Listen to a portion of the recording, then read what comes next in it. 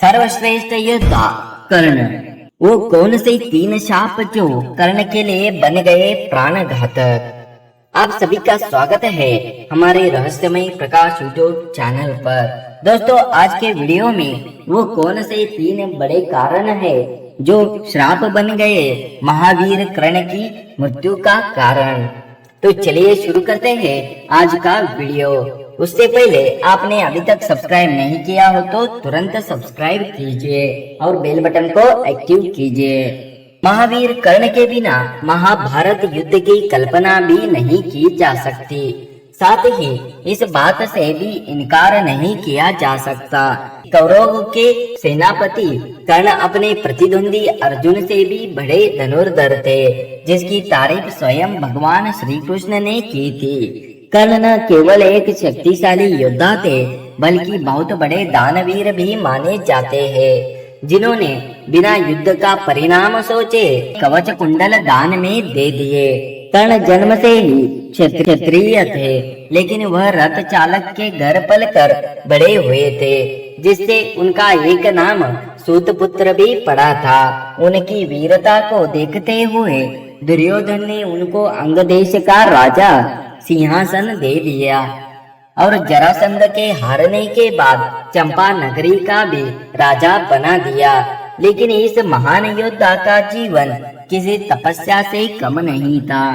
इन्हें कई ऐसे कर्मों का परिणाम भी भोगना पड़ा जिसमें इनकी कोई गलती नहीं थी। अनजाने किए काम और दूसरों की भलाई के चक्कर में इन्हें तीन ऐसे शाप मिल गए जो इनके लिए प्राणघातक साबित हुए।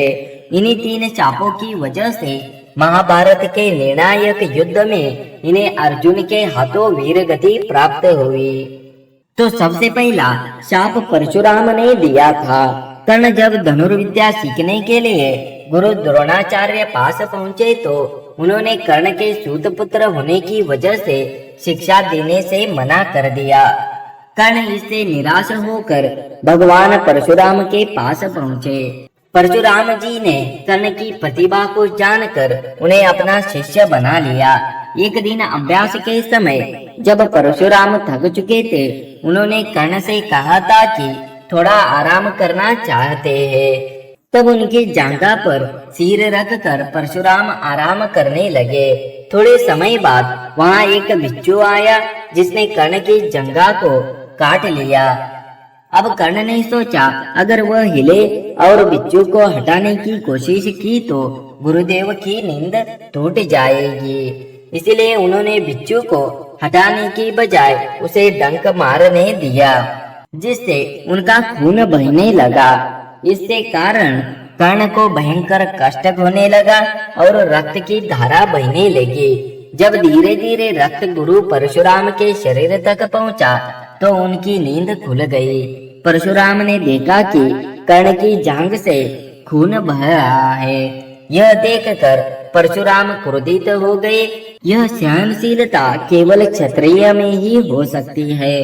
तुमने मुझसे झूठ बोलकर ज्ञान प्राप्त किया, इसलिए मैं तुमको शाप देता हूँ। जब भी तुम्हें मेरी दी हुई विद्या की सबसे ज्यादा जरूरत होगी, उस समय वह काम नहीं आएगा। दरअसल परशुराम जी क्षत्रियों को ध्यान नहीं देते थे। कर्ण को उन्होंने सूतपुत्र जानकर ही ध्यान प्राप्त किया था। इस वजह से परशुराम ने दिया कर्ण को शाप। शाप मिलने पर कर्ण बेहद ही दुखी हो गए और परशुराम के चरणों में गिरकर माफी मांगने लगे। दूसरा शाप एक ब्राह्मण ने दिया था। जब कर्ण को दूसरा शाप एक ब्राह्मण ने दिया था, एक दिन कर्ण शब्दभेदी बाण चलाने का अभ्यास कर रहे थे। तभी उनको झाड़ियों में से किसी जीव के चलने की आवाज आई, तो उन्होंने समझा कि कोई हिंसक जीव हो सकता है जो यहाँ रहने वाले मनुष्य के लिए खतरा बन सकता है। इसलिए उन्होंने बिना पड़ताल किए बाण चला दिया। बाण किसी हिंसक जीव को नहीं बल्कि एक बछड़े को लग गया, जिससे उसकी मृत्यु हुई। उस बछड़े का मालिक एक ब्राह्मण था, जो यह सब देखकर दुखी हो गया और क्रोध में आकर कर्ण को शाप दे दिया। ब्राह्मण ने कर्ण को शाप देते हुए कहा कि जिस तरह तुमने असहाय गाय के बछड़े को मारा है, उसी तरह तुम्हारी भी असहाय स्थिति में मृत्यु होगी। मृत्यु के निर्णायक क्षण में तुम खुद को असहाय समझोगे। कर्ण ब्राह्मण से माफी मांगता है, लेकिन वह उसे माफ नहीं करता।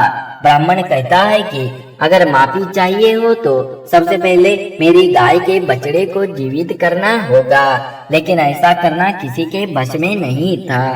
तीसरा शाप भी ब्राह्मण का ही था।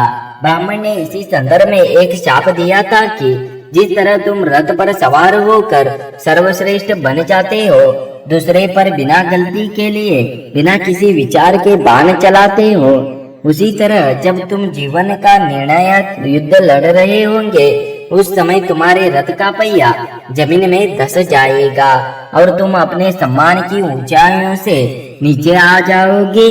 कर्ण जब महाभारत का निर्णायक युद्ध लड़ रहे होते हैं, तब उनका रथ का पहिया जमीन में धंस जाता है और उन्हें रथ से नीचे उतरकर स्वयं ही रथ के पहियों को भूमि से निकालने का प्रयास करना पड़ता है।